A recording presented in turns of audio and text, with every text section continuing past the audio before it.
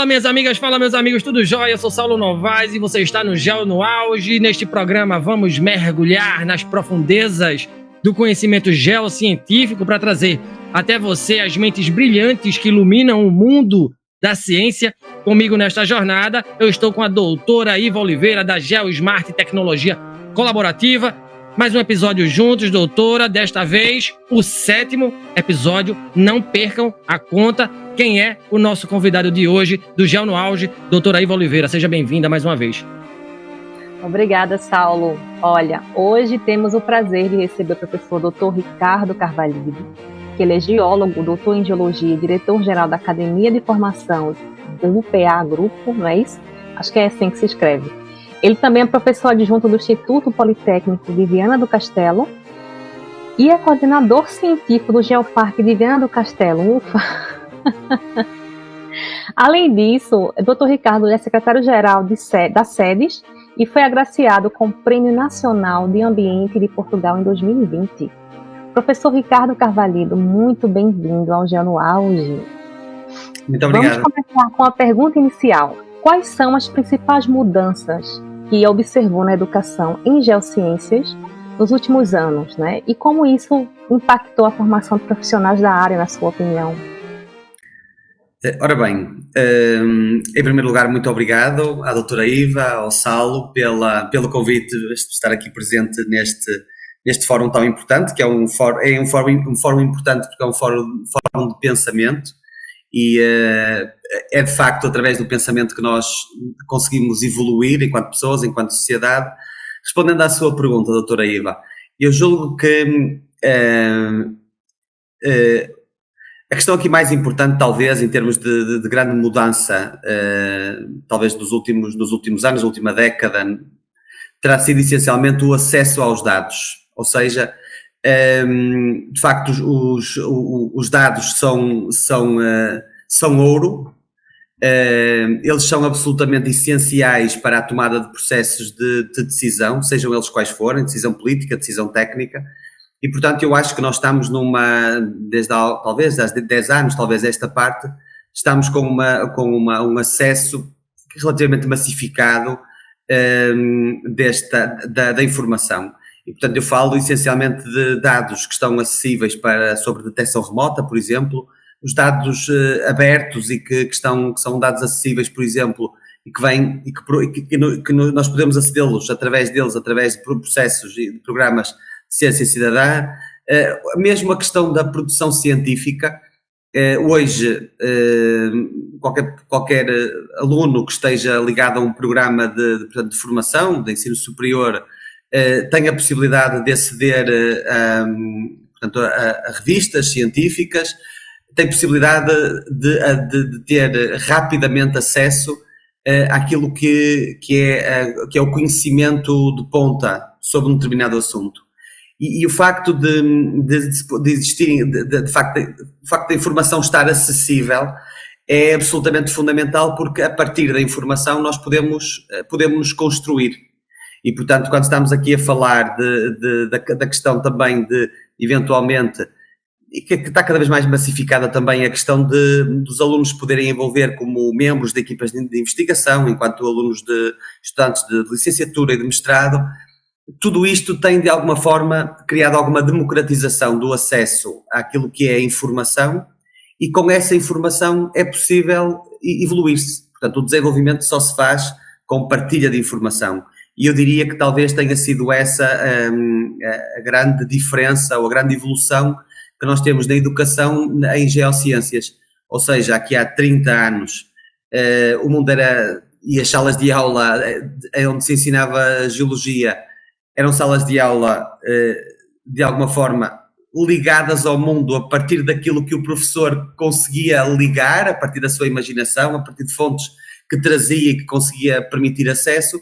Hoje em dia não é assim. Hoje em dia existe o computador, existe o telemóvel, existe o tablet, existe o antes da aula e o depois da aula, em que há uma liberdade e uma autonomia para o aluno pesquisar antes, estudar e pesquisar e analisar e aprofundar o depois.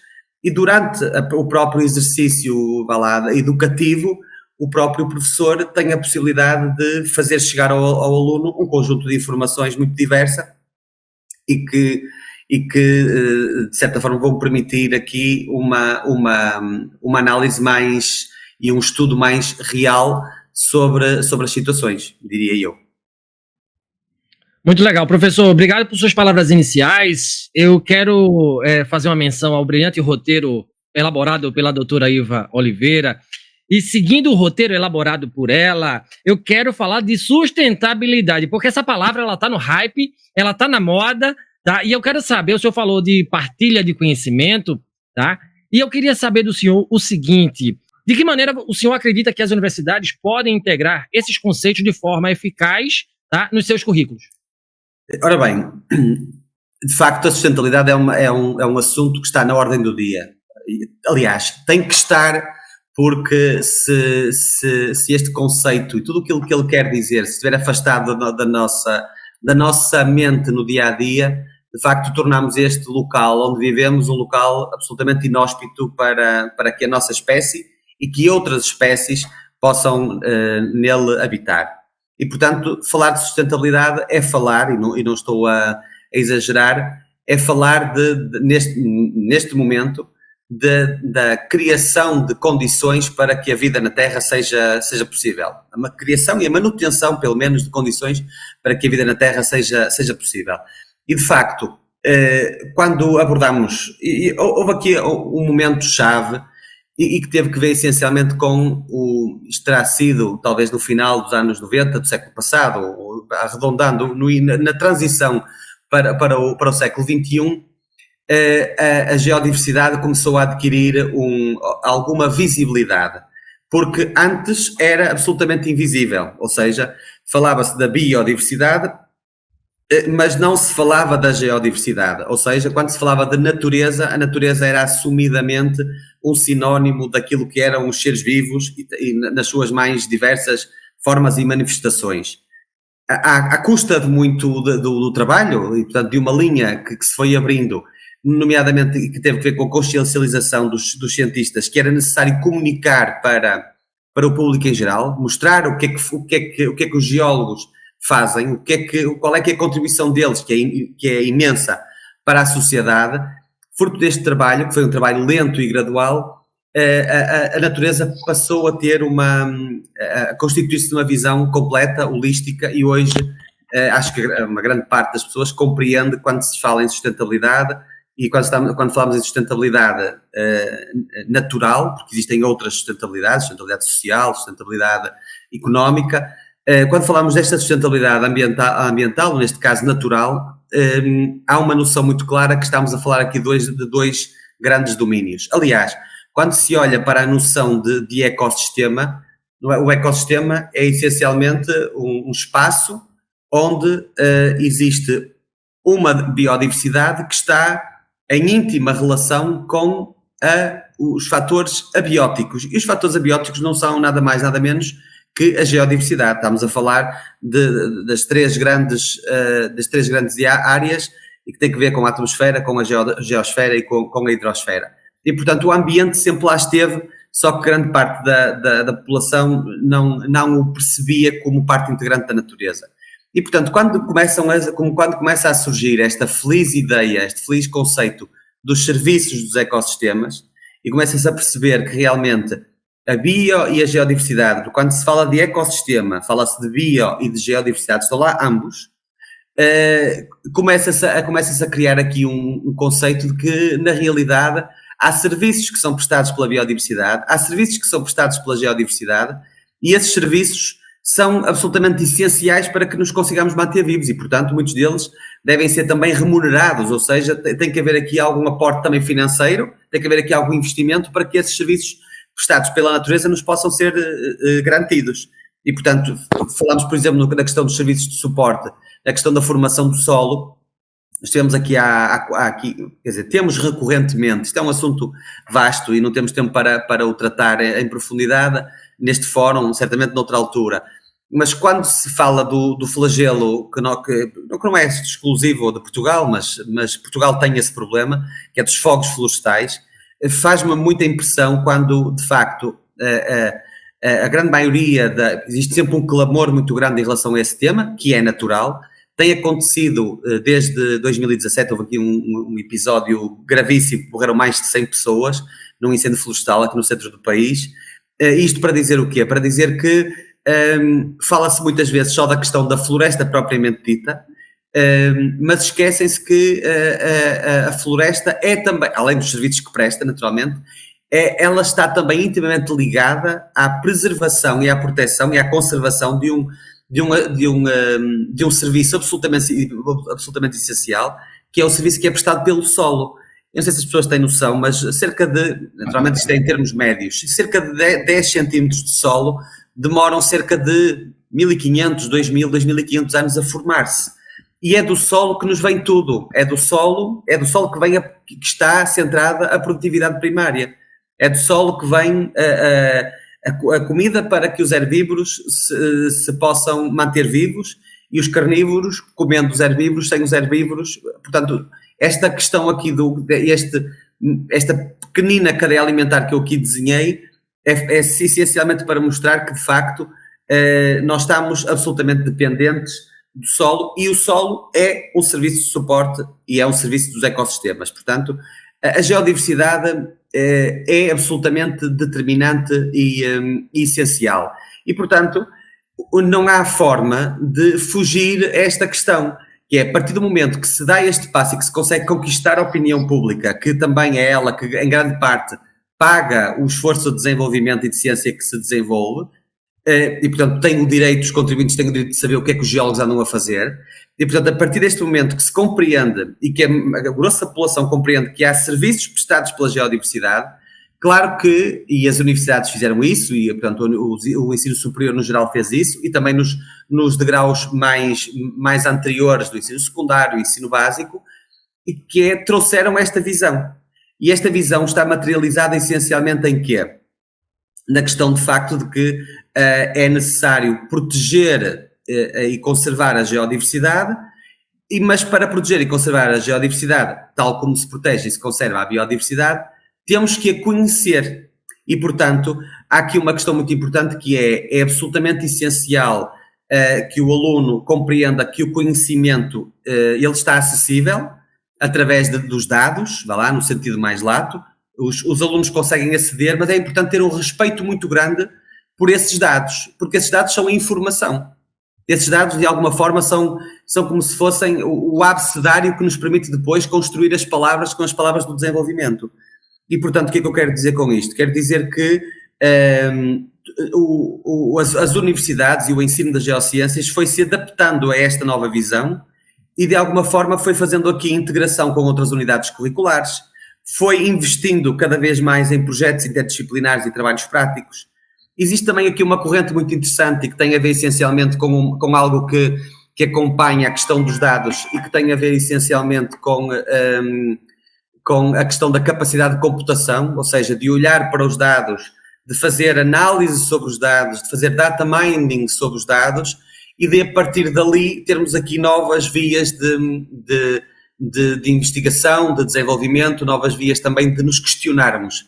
Porque isto, com o advento da inteligência artificial, outra questão absolutamente importante no ensino das geociências, mas podemos alargar isto a algo mais vasto, é a necessidade que temos que dos nossos alunos respeitarem o valor da reflexão, do pensamento, de pensar sobre as coisas, que as coisas não nos pareçam, vive-se muito depressa, vive-se com o passar do ecrã, do scrolling, vive-se vive-se demasiado depressa. E o facto de viver demasiado depressa não é necessário, não é uma consequência não é uma consequência desta digitalização da nossa vida, não é? Eu acho que é uma desatenção sobre nós próprios.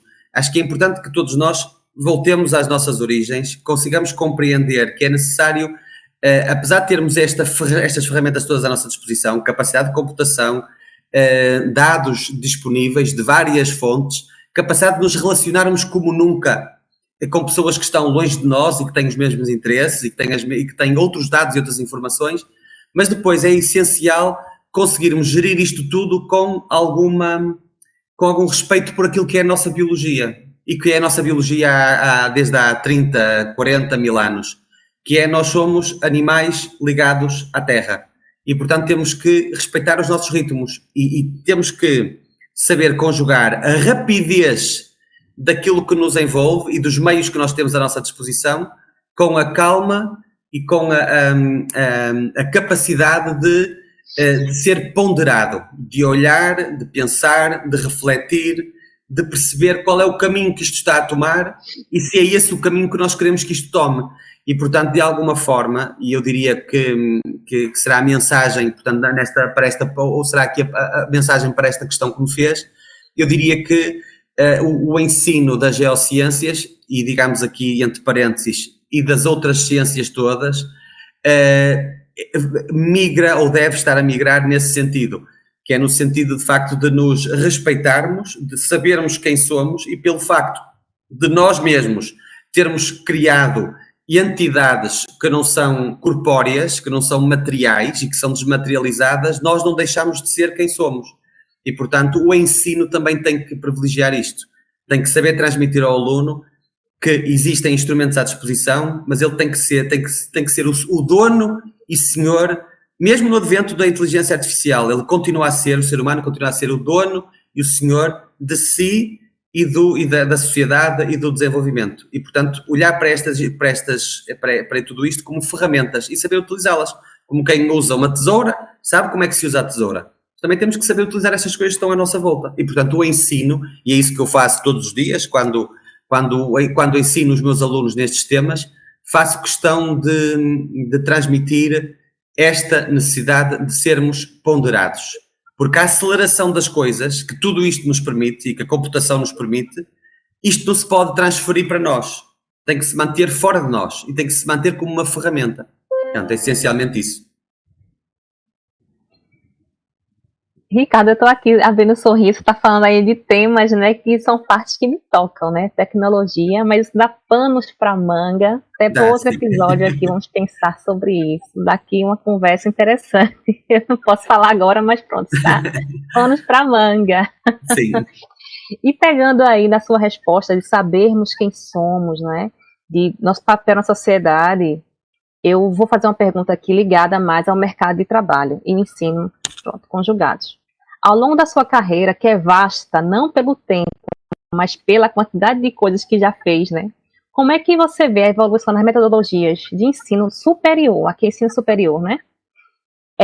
No sentido de que, assim, as práticas e abordagens inovadoras, você considera fundamentais, né? Para que essas instituições de ensino possam encaminhar melhor seus alunos para o mercado de trabalho, porque a gente sabe que muitas das vezes o caminho que os alunos de geociências procuram é o ensino, mas tem outras demandas, né? Então, como é que você vê essas metodologias, essas abordagens inovadoras? Quais são elas? O que é que você poderia refletir sobre esse tema em relação ao mercado de trabalho e os alunos de ensino superior?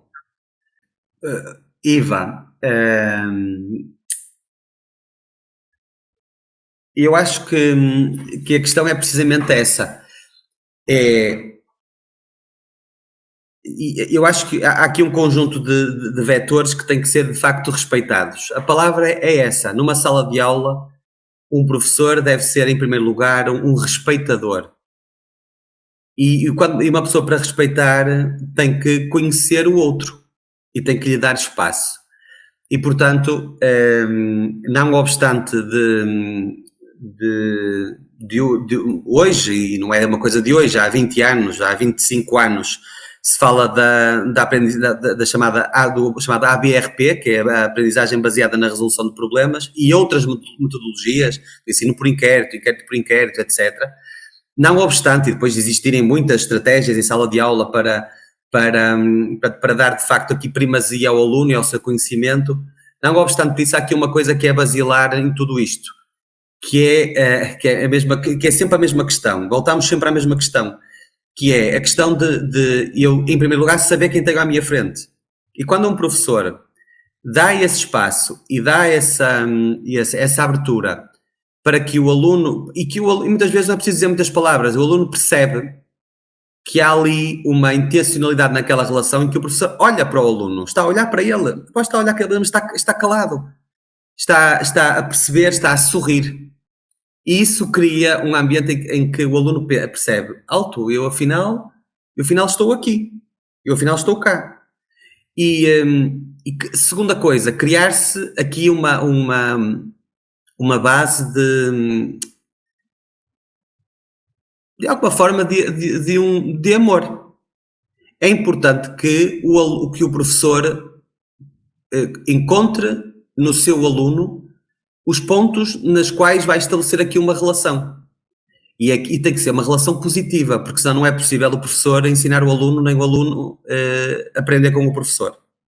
E, portanto, eu diria que são as coisas que voltamos outra vez ao mesmo, são as coisas mais básicas. Ou seja, por mais que se possa dar voltas e mais voltas e criar e investigar formas mirabolantes e programas e criar jogos sérios e isto e aquilo, não há nada que substitua aquilo que é a base de tudo. E a base de tudo é o sorriso, é o toque, é o respeito, é dar espaço ao outro para falar e para pensar. Eu digo muitas vezes, às vezes naturalmente faço muitas questões nas aulas e muitas vezes não tenho respostas. Eu digo, caramba, vocês estão aqui, eu trabalho também ligado ao ensino à formação de professores. Digo, vocês, em princípio, se tudo correr bem, se vocês assim quiserem, vão ser futuros professores nesta área, vão ser professores de geociências e de ciências no geral, ciências naturais no geral.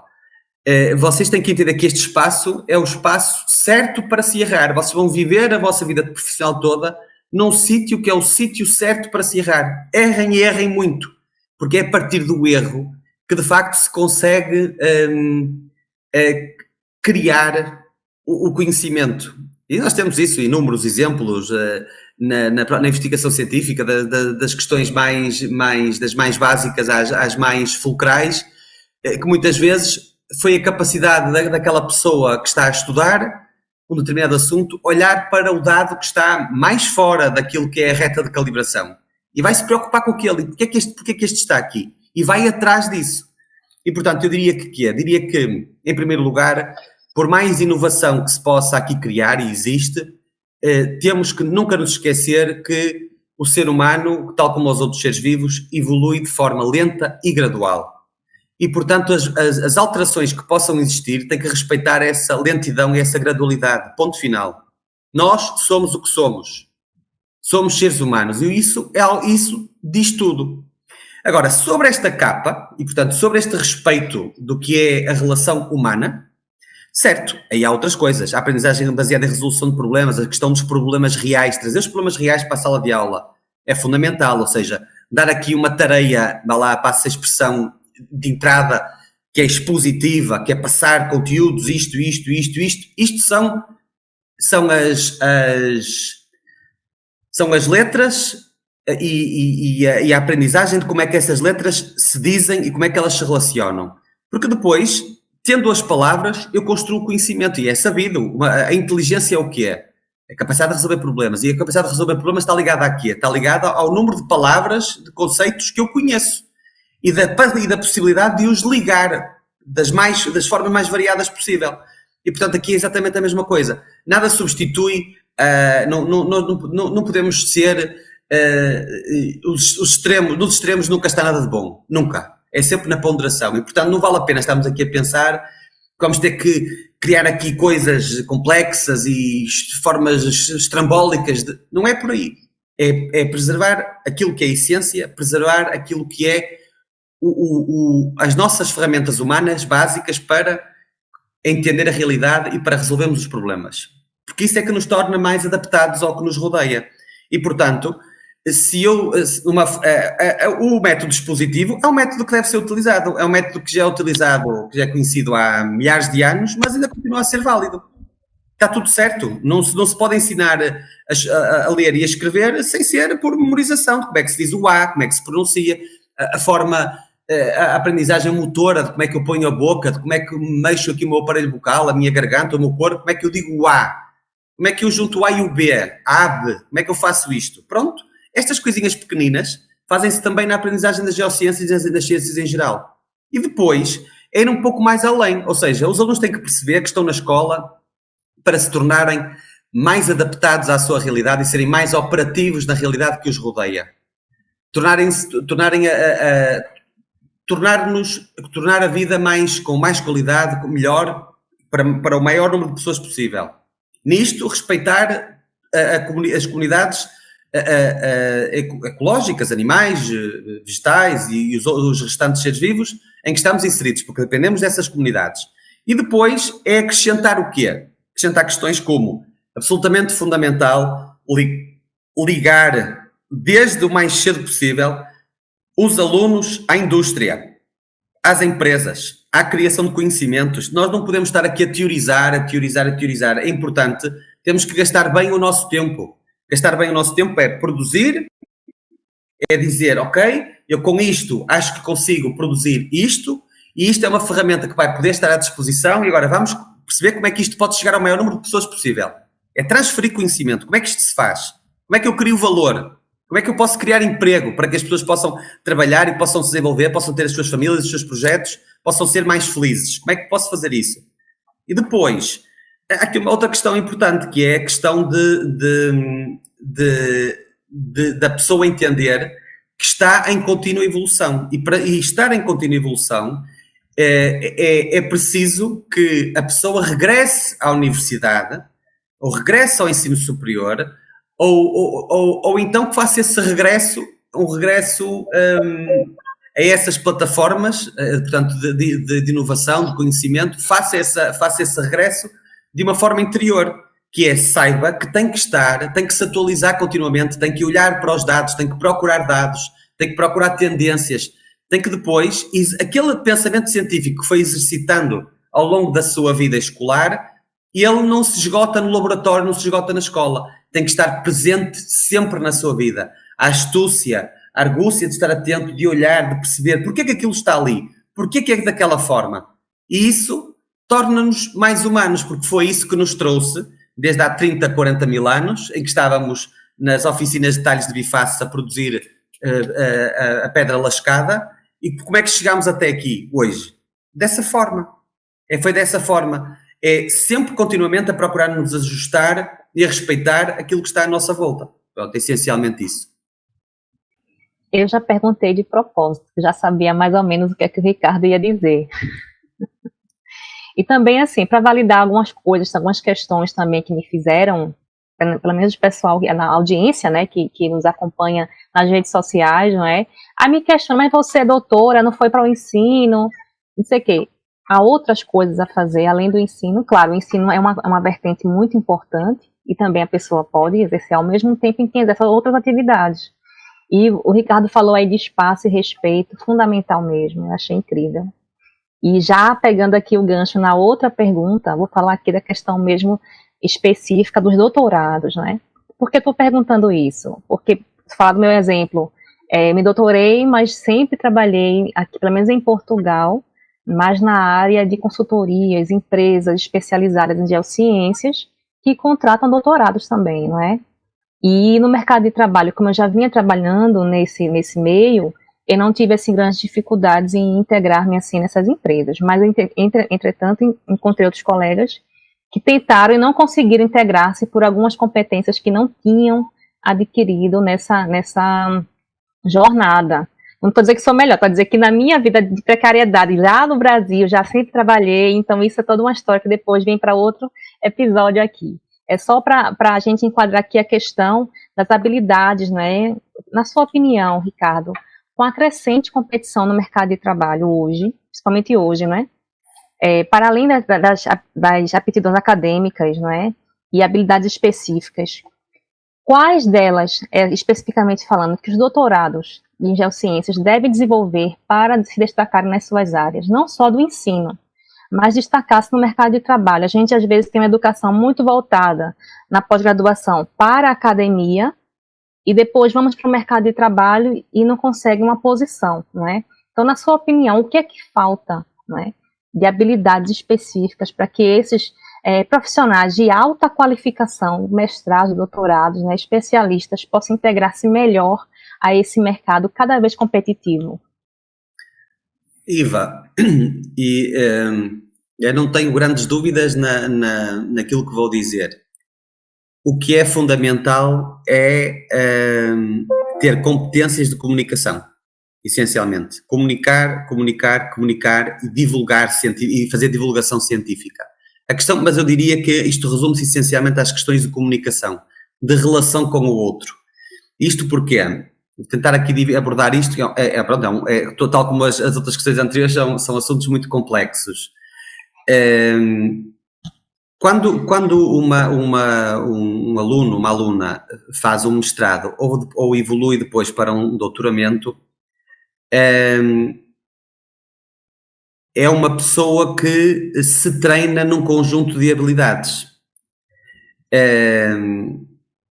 E essas habilidades, e falando, por exemplo, na questão de um doutoramento em geociências, um doutorado em geociências é uma pessoa que foi treinada e que está treinada a uma coisa que eu acho que é a base de tudo, que é uma coisa que não tem os outros animais, que é o pensamento abstrato. Isto é, porquê que eu estou a dizer isto? Porque um doutorado em geociências, ele trabalha em diferentes escalas. Trabalha da escala da lupa à escala da forma de paisagem, ou seja, das grandes escalas até às pequenas escalas. Trabalha com o tempo geológico, e o tempo geológico aqui falamos desde questões que acontecem em frações de segundo, como uma movimentação de uma falha geológica, a processos que demoram milhares, milhões de anos a acontecer, um movimento contínuo das placas tectónicas, seja a cristalização do magma em profundidade. Portanto, estamos a falar aqui de extremos, ou seja, muitas vezes estamos a falar da centena de milhão de anos e de repente estamos a falar de uma coisa que aconteceu há 500, há 600 anos. E isto está-se muito... E isto tudo agrega-se à capacidade de ter que é uma capacidade imaginativa, mas assente em dados, portanto, assente em ciência, de estarmos a visualizar ou a recriar, e agora vou dizer aqui, para os outros, que isso dá-nos outro nível de capacidade, que é uma coisa eu estar na minha cabeça calado, a rever a história toda, a ver os passos todos, os mecanismos, os processos todos a acontecer. Mas a outra coisa toda é eu ter que explicar isto a outras pessoas, e eu ter que explicar, voltamos ao início. Eu tenho aí, há um conceito que é gigante, que é o respeito pelo outro. Eu não estou a ensinar para me ouvir.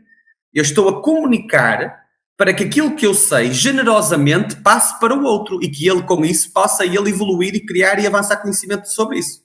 Possa se tornar mais adaptado e mais sabedor. E, portanto, o que é que eu quero dizer com isto? Quero dizer que este exercício todo de abstração, de tempo, de espaço, desta abstração visual, que é de estar a imaginar uma paleogeografia diferente, uma paleobiodiversidade diferente, os paleoclimas diferentes também, os paleoambientes, quando eu ponho paleo quer dizer antigo, são os ambientes antigos, as geografias antigas, os climas antigos, os seres vivos antigos. Isto tudo cria um cérebro diferente. Ponto final. Se esse cérebro que está treinado a olhar para dados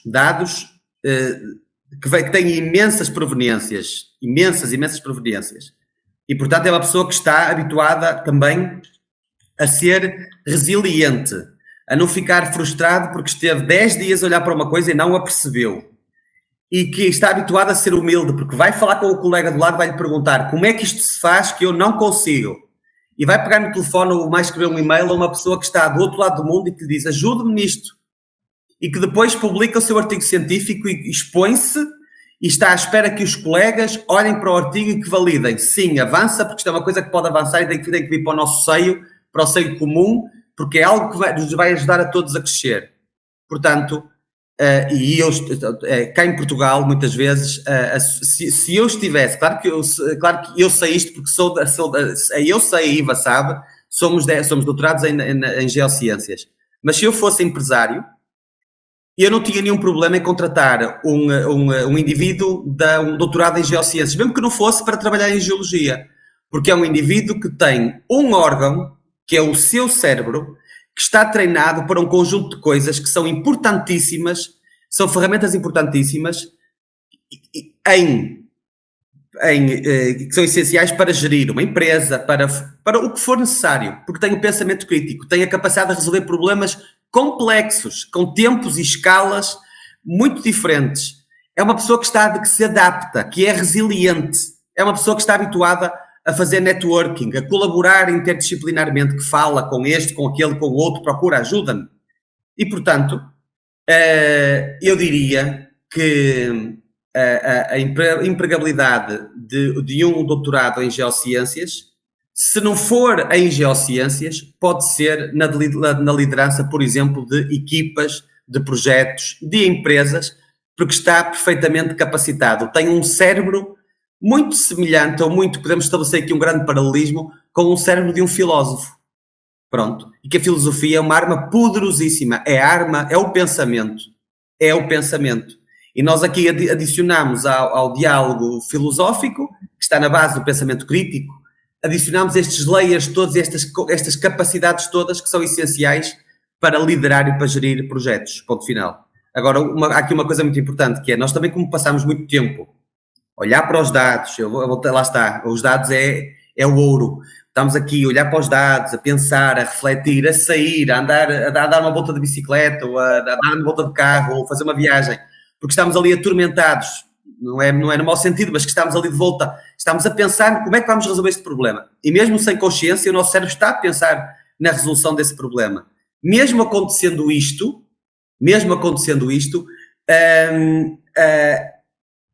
é absolutamente fundamental termos noção de que é necessário saber comunicar e, portanto, como estamos muitas vezes em nós mesmos, não obstante as ligações todas que temos com os outros, é importante adquirir estas competências, comunicar de forma clara, e isto pode-se fazer em termos de treino, fazendo divulgação científica. Ou seja, eu durante o tempo que estou a fazer doutoramento, relacionar-me, expor-me, mostrar aos outros o que é que estou a fazer, discutir, porque isto depois vai dar aqui um conjunto de capacidades que são absolutamente fundamentais para que é a capacidade de comunicar, que é aquilo que depois nos liga aos não-geólogos. Aos geólogos também, mas aos não-geólogos também. E é isso que nos dá depois estes skills todos, estas capacidades todas de fazer para além daquilo que é a geologia. Portanto, fazendo doutoramento em geologia, eu hoje, sabendo o que sei, mesmo que soubesse, eu não vou trabalhar em geologia, eu fazia doutoramento em geologia na mesma, porque isto dá-me uma capacidade enorme para fazer outras coisas.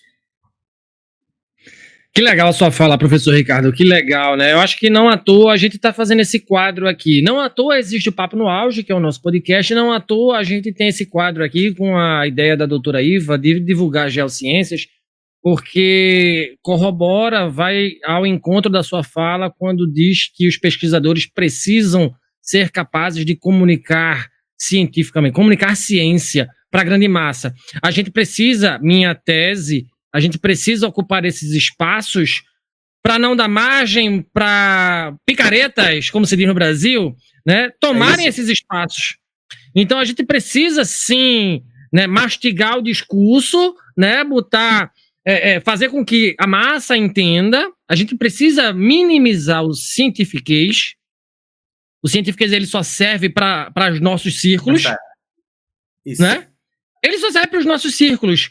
Mas a gente precisa sair dos muros da universidade, sair dos muros de Coimbra, sair dos muros do Minho, sair dos muros, né, da Universidade de Lisboa e atingir aquela pessoa, como o senhor disse aí, fazer com que a filosofia das ciências, né, elas cheguem aos ouvidos os mais brutos, entre aspas, né, possíveis. Então, assim, professor, muito massa a sua fala, tá? Obrigado por fazê-la aqui pra gente.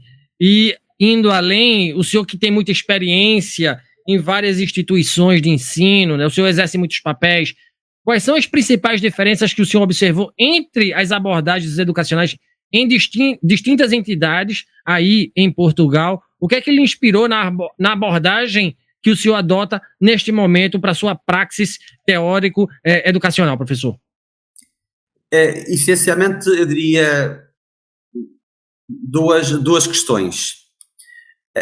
essencialmente a questão do foco na teoria versus prática, ou seja, esta questão que eu referi anteriormente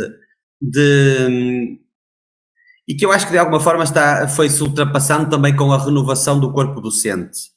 Eu diria que as universidades mais clássicas, estamos a falar de Coimbra, de Lisboa e do Porto, onde naturalmente o tempo era outro e portanto tínhamos colegas, professores mais velhos e que era cultivado um ensino mais positivo, mais livresco,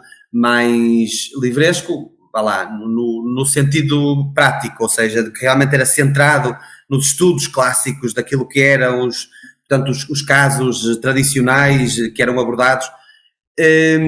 Isso de alguma forma foi-se diluindo com a entrada com a massificação e com a chegada aqui em Portugal, não é? Que foi acontecendo paulatinamente, não foi uma conquista do 25 de Abril, mas foi durante muito tempo após o 25 de Abril ainda tínhamos uma grande taxa de analfabetismo, uma grande taxa de abandono do ensino, antes de até inclusivamente do aluno concluir o ensino obrigatório, e portanto foi aqui um conjunto de marcos que se foram constituindo ao longo do tempo e de alguma forma foram-se criando também condições de vida para as famílias para que os alunos pudessem estudar até mais tarde. E portanto, fruto disto, naturalmente que a demanda também de professores para o ensino superior aumentou e é inevitável, vão chegar ao ensino superior professores mais novos que têm uma visão relativamente diferente, nasceram já são de outra geração e, portanto, de alguma forma vão contaminando também positivamente os colegas mais velhos e vão trazendo-os, portanto, os mais velhos vão sendo trazidos aqui para formas mais,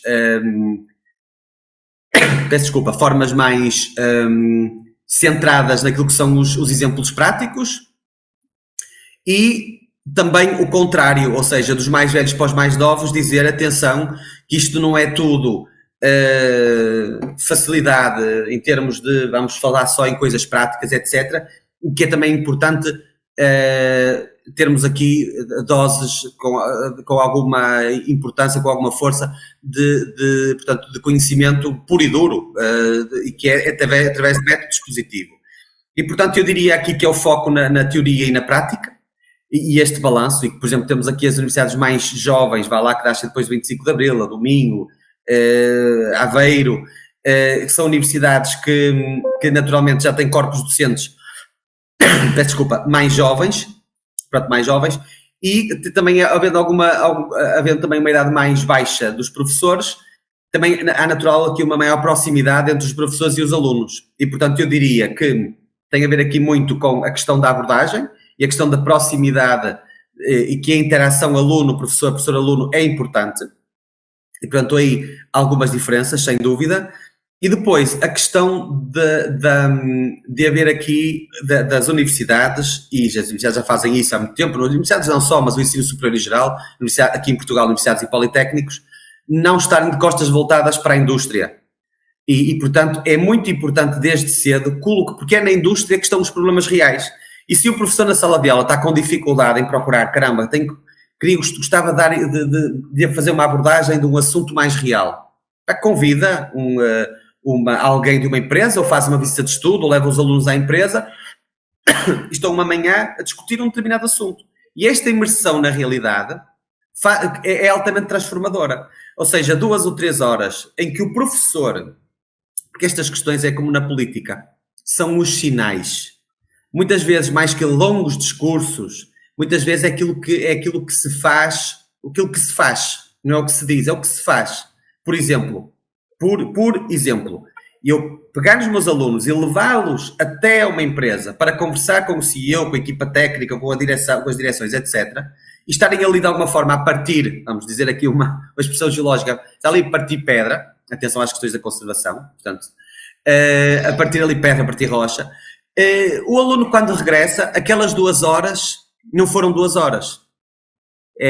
O tempo cerebral não é o mesmo tempo. Às vezes, toda a gente sabe isso, tem experiência na própria vida, que às vezes coisas que acontecem que são 2 segundos são altamente marcantes, nunca mais esquecem.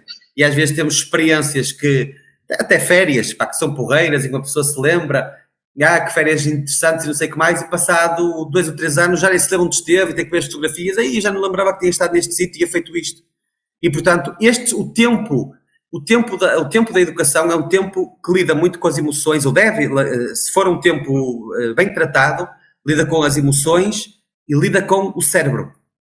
Lida com isto. E, portanto, ao lidar com isto, é transformador. É transformador. E, portanto, eu diria estes 2 eixos. Proximidade ao aluno, metodologias, e isto tem a ver essencialmente com estas coisas que eu iniciei atrás, tem a ver com a forma como o ensino superior se foi democratizando em termos de acesso, os professores que foram sendo recrutados, naturalmente mais novos, e portanto houve aqui diferenças no corpo docente, e depois eu diria a questão da abertura, da imersão no mercado, da imersão na realidade faz com a ligação às empresas e à indústria. Ponto final, sem dúvida. Incrível mesmo. Eu vou agora aqui provocá-lo um bocadinho. O Ricardo falou aqui há um bocado, 2 perguntas atrás, se não estou em erro, que se fosse um diretor de uma empresa, contrataria um doutorado em geociências sem a menor dúvida, né? Tem aqui várias competências que são adquiridas e desenvolvidas durante esse processo. E também, falamos também aqui durante várias perguntas já sobre as competências que uma pessoa doutorada em geociências precisa adquirir para ingressar e conseguir ultrapassar os desafios do mercado de trabalho competitivo. E agora eu pergunto, na sua opinião, Ricardo, acha que o mercado de trabalho está preparado para contratar esses doutorados? Não está, Iva. Não. Isso não. Não, porque depois temos do outro lado, não é com a mesma orientação, mas temos do outro lado,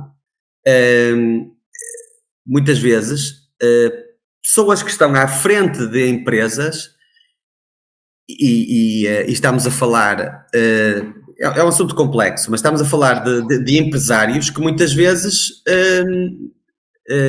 eles próprios nunca foram empresários que se fizeram a pulso, que se fizeram por eles próprios, nunca tiveram formação em gestão, nem em gestão de recursos humanos, nem nada que se pareça, portanto foi um bocado tentativa e erro, poderá ter corrido bem ou poderá ter corrido menos bem, depende também das características pessoais e por aí fora, e portanto, de alguma forma, muitas destas questões que hoje em dia se falam da falta de competitividade que Portugal tem, e que tem muitos motivos, e que há motivos aqui mais práticos e que têm a ver, por exemplo, com as questões de logística e com as questões de energia, que são mais caras do que a logística e a energia que se tem, por exemplo, no centro da Europa, e, portanto, nós aí vamos ser sempre menos competitivos.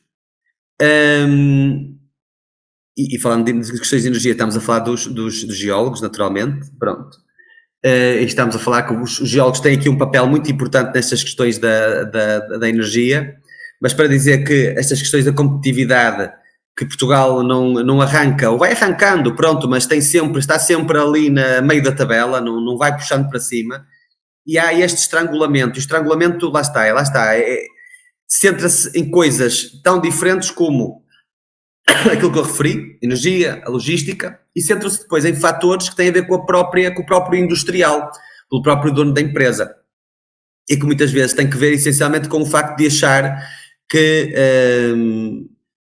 o processo, um determinado processo funciona, e portanto ele vai ajustando esse processo até aquilo que é a realidade do mercado, e portanto tem que haver ali sempre melhorias nos processos produtivos, mas faz esse ajuste sempre com muito conservadorismo. Ou seja, não há uma relação direta de dizer assim, não, eu vou pagar um pouco mais, vou contratar um doutorado e aquilo que ele me vai devolver, em princípio, será uma intervenção de altíssimo valor acrescentado. E, portanto, eu diria, Iva, que Portugal é um país que tem ainda um tecido empresarial, industrial, sob o ponto de vista das lideranças, claro que também se foi fruto do que é a natureza, se foi modificando, atualizando, não obstante, também não é uma questão de idade, muitas vezes tem a ver com o facto de, até muitas vezes, os mais novos que vêm substituir as gerações mais antigas, muitas vezes não têm também esta visão e preferem muitas vezes contratar pessoal indiferenciado, pessoal sem grande valor acrescentado, muitas vezes para tarefas de liderança, de gestão e por aí fora. Pode correr bem, porque há pessoas que são naturalmente dotadas, mas em princípio, diz-nos aquilo que são as probabilidades, em princípio, se contratar uma pessoa que é altamente treinada, altamente especializada para gestão, etc, etc, etc, e portanto, e que tem formação avançada, em princípio, aquilo que irá obter em termos de ganhos do processo produtivo será certamente superior. Será certamente superior. Agora, eu diria que em Portugal, onde é que atuam os geocientistas, ou neste caso os geólogos? A questão da exploração e gestão dos recursos naturais, mas Portugal tradicionalmente, e nós vemos os números com que cresce o turismo, e vemos que nós... uma grande quantidade da exportação que nós fazemos é exportação turística, portanto é pelo turismo, é pela exportar aquilo que é a nossa identidade e a nossa beleza natural e por aí fora, e portanto eu também acho que há aqui uma consciência de alguma forma no sentido de haver aqui uma tendência para a proteção e a conservação daquilo que é a natureza dentro de uma baliza mais larga, e que tendencialmente a população vê com maus olhos a questão da exploração e gestão dos recursos naturais. Depois há outras questões em que podem atuar, que é no planeamento urbano e infraestruturas, mas isso também compete com outros profissionais da área da geografia e outros. Há aqui uma questão que é uma questão emergente, e que é essencialmente que é a questão que está relacionada com a questão da evolução climática, e com aquela contribuição antrópica, quer dizer, a evolução climática natural é no sentido do aquecimento do planeta, se estivéssemos nós ou não estivéssemos nós cá, e portanto com isto, com o nosso comportamento, as coisas têm sido agudizadas e têm acontecido mais depressa, e portanto com consequências, vimos o que está a acontecer no sul e sudeste de Espanha, portanto são coisas que já aconteceram no passado, aqui há 40, 50 anos, mas vão ter tendência a acontecer com mais frequência e com mais gravidade. E, portanto, eu acho que, eventualmente, fruto desta tomada de consciência global, que realmente esta questão das alterações climáticas não são uma treta, vá lá, passe-se a expressão, é provável que comece a existir também alguma demanda de incorporação de profissionais que sabem gerir estas coisas, de tempos, de espaços, e como dizia o Charles Lyell, o presente é a chave do passado e o passado também, vá lá, é a chave do presente, e portanto nós sabemos como é que estas coisas são. Muito show, professor, obrigado. Veja, o senhor falou em gestão, em capacidade cognitiva dos geocientistas. Eu vou pegar o gancho da sua fala, porque o senhor coordena, gerencia um geoparque, né? É coordenador científico do Geoparque Litoral Viana do Castelo. Eu queria saber, professor, quais são os benefícios para Viana do Castelo em ter, né, um geoparque na localidade? Quais são os desafios enfrentados pelo senhor para a criação desse geoparque? Indo além, como também coordenador científico, né, desse geoparque, que projetos ou iniciativas o senhor tem implementado que exemplificam a aplicação prática do conhecimento em geociências? Muito bem. Ora bem, sim. Esta questão o Geoparque, como é que surgiu? O Geoparque, neste momento nós temos um programa, um projeto, que é o aspirante Unesco Geoparque Litoral de Viana do Castelo. É um projeto que surge em 2017, mas as bases do trabalho, que foi a parte da fase de inventário, de caracterização da geodiversidade, ocorreu entre 2005 e 2012. Portanto, grosso modo, no próximo ano, por altura de setembro, irei comemorar interiormente 20 anos de trabalho sobre este projeto. E de facto, o que é que eu percebi entre 2005 e 2012 enquanto fazia o meu doutoramento? Que a geodiversidade desta área, daqui do noroeste peninsular, a grosso modo entre a costa atlântica, entre o Minho e Neiva, portanto, todo o litoral, ou seja, toda a progressão para o interior, onde direta e indiretamente que o mar consegue afetar, toda esta área é uma área que, de alguma forma, foi entendida durante muito tempo como uma área relativamente pouco interessante do seu ponto de vista geológico. Quando comecei a dedicar-me ao estudo desta área, percebi que havia aqui uma visão algo que ainda não tinha sido ainda abordada, acessada, e que tinha essencialmente que ver com o quê? Com o facto de já existir bastante trabalho nos vários temas que eu irei referir de seguida, só que esse trabalho estava de alguma forma desconexo, e não havia aqui um trabalho que era integrador e de se perceber aqui o que é que nós tínhamos em mãos. E, essencialmente, o que é que nós temos aqui neste território? São cerca de 320 km², portanto é um território relativamente pequenino. Imagina a escala do Brasil, 320 km², provavelmente será aqui uma pequena cidade. Aqui estamos a falar ou até de um bairro, se calhar. Aqui 320 km², pronto, à escala de Portugal, que tem 92 mil km², estamos a falar de um concelho, porque tem cerca de 90 a 100 mil habitantes, e, portanto, nesta área, o que é que nós temos aqui do ponto de vista da geologia? Portanto, temos 3 eras geológicas. Temos o Paleozoico, o Mesozoico e o Cenozoico representados.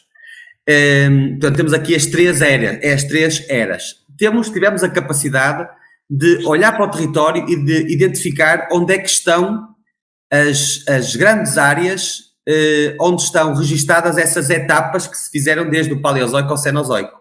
E, portanto, o que se fez em 2016 e em 2018 foi pegar nas áreas que eu tinha identificado na tese de doutoramento, e que eram 13 áreas, e, portanto, na altura, ainda não estava na Câmara Municipal, em 2016 a Câmara, sob minha proposta, fez a classificação dos primeiros 5 monumentos naturais locais de Viana do Castelo, uma designação que existe na legislação portuguesa, portanto, que é uma forma de classificar valores geológicos elementos geológicos com valor científico para a geodiversidade, e, portanto, classificaram-se 5 monumentos naturais, estas 5 áreas, e depois, em 2018, eu na altura já tinha sido eleito como vereador na Câmara Municipal, foram classificados mais 8 monumentos naturais. E, portanto, o que é que são estes 13 monumentos naturais? São, então, as áreas onde estão registadas as grandes etapas de evolução, aquela evolução que eu referi há pouco, paleogeográfica, paleoambiental, da paleobiodiversidade, da paleobiodiversidade, desde o Paleozoico até ao Cenozoico. E, portanto, são estas 13 áreas que depois vão ser elas que, sob o ponto de vista da sua valorização turística, vão ser motor económico desta região, através do incentivo à criação de canais para a exportação destes bens, exportação no seu ponto de vista da sua interpretação. Andamos a falar de turismo, de geoturismo, ou turismo de natureza. E depois, a outra parte muito importante, que até é que está mais desenvolvida cá em Viana do Castelo, e que o desenvolvimento foi, grosso modo, entre 2017 e 2021, enquanto que estive na Câmara. Por esta altura, nestes 5 anos de trabalho, 4, 5 anos de trabalho, o que é que se fez? Identificaram-se formas de transferir este conhecimento para as escolas, para que os professores possam ensinar geologia, biologia, matemática, geografia, as expressões através da geodiversidade. Onde é que ela está? Onde é que estão os capítulos mais importantes? Nos 13 monumentos naturais, mas depois também, porque é que eu falei das outras disciplinas? Porque é possível ensinar-se conteúdos destas disciplinas através da geodiversidade, mas também de tudo o resto que é o nosso património, que compõe o ramalhete, o buquê daquilo que é a identidade de Viana do Castelo. Porque o que é este espaço? Este espaço é a geodiversidade, a biodiversidade, é o património etnográfico, são os vinhos, é a gastronomia, é tudo isto.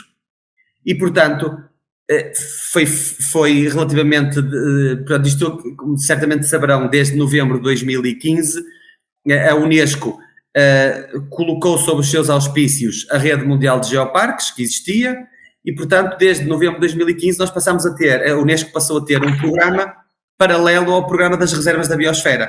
E, portanto, temos as reservas da biosfera é um programa para a promoção da conservação da biodiversidade, e os geoparques são programas de proteção e conservação e de desenvolvimento sustentado, baseado na identidade geológica e nos outros restantes patrimónios, e isto também sob os auspícios da Unesco. Portanto, temos geo e biodiversidade sob aqui os auspícios da Unesco, e temos aqui estes programas, reservas da biosfera e os geoparques. E, portanto, neste momento, o que é que eu estou a fazer? Tenho uma equipa reunida, portanto, colegas daqui, meus colegas da Escola Superior de Educação de Viana do Castelo, da Escola Superior de Tecnologia e Gestão também do Instituto Politécnico de Viana do Castelo, e também da Universidade do Minho, da Universidade de Porto, da Universidade de Coimbra. Temos uma equipa alargada de 20 e 24 pessoas. Eu estou a coordenar essa equipa como coordenador científico, também sou o coordenador científico do Geoparque, e, portanto, o que é que nós estamos a fazer? Estamos a escrever o volume de candidatura desta região a Património Unesco, e Património Unesco por via de um geoparque, ou seja, estamos a procurar retirar o aspirante e tornar-nos portanto, uma área que é Geoparque Mundial da Unesco. É essencialmente isso. Muito, muito ampla a sua resposta, e isso me faz, pronto, já chegando quase no fim, Ricardo. Eu vou perguntar aqui bem rapidamente, né? Olha, muito se fala sobre a importância da representação de cientistas, né, e profissionais em geociências em cargos eletivos. Como é que o Ricardo vê a contribuição dos doutorados em geociências na política, né? E como essa presença pode ajudar a influenciar decisões importantes em áreas como a gestão de recursos naturais e sustentabilidade? Vou tentar responder rapidamente, mas já perceberam que eu tenho alguma dificuldade, falo muito. Eu vou falar pela experiência própria, e de alguma forma é buscar aquilo que disse anteriormente. Os geólogos têm uma noção, têm uma ginástica mental sobre as questões do tempo e do espaço, e têm também, se o fizerem, competências na comunicação de ciência e comunicação em geral. E, portanto, de alguma forma estão balizados ou estão capacitados para poder intervir sobre aquilo que se passa no espaço público. Portanto, um político é um gestor daquilo que é o bem comum, daquilo que são as coisas de todos. E, portanto, quando estamos a falar de questões como a gestão, por exemplo, da água, a gestão do solo, a gestão da floresta, a gestão do ensino, da educação, esta aprendizagem que o geólogo tem e que exercita, que é uma aprendizagem de alguma humildade e de percebermos o quão pequenos somos e quão limitada é a nossa vida em termos de tempo, em termos de ação e etc. Isto cria-nos cria-nos aqui uma proximidade às pessoas, porque não achamos que, pelo facto de estarmos num cargo que é um cargo de grande honra e de grande responsabilidade, o geólogo é um terra a terra. É uma pessoa que tem os pés assentos no chão, porque conhece bem a sua pequenez. E, portanto, sabe muito bem que pelo facto de estar investido num cargo de muita visibilidade e de responsabilidade, não o torna melhor que ninguém. Só o torna responsável por todos e por aquilo que é coisa de todos. E, portanto, eu diria que, em primeiro lugar, a questão da humildade, a questão da proximidade às pessoas, a questão de perceber a vastidão de tempo e de espaço daquilo que nos antecedeu e daquilo que nos vai suceder, o conhecimento também e o respeito pelo facto dos processos geológicos serem equilíbrios muito delicados e que pequeninas introduções pequenas alterações que se possam introduzir podem gerar grandes problemas num ecossistema. E, portanto, estamos a falar de um ecossistema, estamos a falar novamente de biodiversidade, e isto também se traz para as relações humanas, porque um político não é um causador de confusões. Um político é um indivíduo que tenta promover a mudança, trazendo para essa mudança o maior número de pessoas que puder e não deixando ninguém ficar para trás. Porque ele sabe que pequeninas alterações, muito pequeninas, que possam ser introduzidas nos processos naturais, acontece exatamente a mesma coisa, deve haver o mesmo respeito nas relações humanas. Pequeninas coisas que se fazem, que parecem inofensivas, podem criar grandes problemas. E, portanto, esta questão de haver alguma ponderação, a questão da ponderação, a questão da análise, a questão de ver isto por várias perspectivas, de me colocar no papel do outro que é frágil como eu, isto traz uma dimensão humana para a política, que a maior parte das vezes, aquilo que as pessoas reconhecem como os maus políticos, são aquelas pessoas que são menos humanas, porque se acham a última, peço desculpa pela expressão, porque se acham a última Coca-Cola no deserto, que se acham que são o mais importante, acham que são o rei ou a rainha dali do pedaço, como se diz no Brasil, porque se acham isto e aquilo. E há aqui uma questão muito importante, que é pequeninas decisões que se tomam, às vezes são decisões que são caminhos errados pelos quais se entra, e esses caminhos errados, depois, para regressar atrás, demora muito tempo a ser corrigido. Portanto, aquilo que me deu a geologia, e falando aqui naquilo que é a minha experiência, foi por um lado, respeitar o meu semelhante, saber que foi investido de uma grande responsabilidade e que não podia defraudar quem, de alguma forma não, aquelas pessoas que votaram para que eu também fosse eleito, e depois a questão de que é preciso é preciso saber se comunicar bem, transmitir bem as ideias, explicar bem o que é que se pensa, envolver as pessoas, também é extremamente importante, e depois na questão quando é para introduzir fatores de dissonância, quando é preciso introduzir alterações, é preciso vê-las e estudá-las nas várias perspectivas, porque não raras vezes, pequeninas alterações que se introduzem numa situação qualquer que estava equilibrada, são o suficiente para que essa situação degenere numa coisa que é muito má, que é impossível de fazer retornar ao estado anterior, e portanto é um pouco por aí. Portanto, sem dúvida nenhuma que a geologia é muito mais do que estudar e compreender a geodiversidade. A geologia é também uma forma de nós nos conhecermos bem a nós próprios e conhecermos bem também o sítio em que vivemos e os espaços que pisamos e que nos dão a possibilidade, de facto, de nós e dos nossos mais próximos e todos os nossos semelhantes também podermos cá viver. E os animais e as plantas, que são muito importantes, não são menos importantes que nós, bem pelo contrário.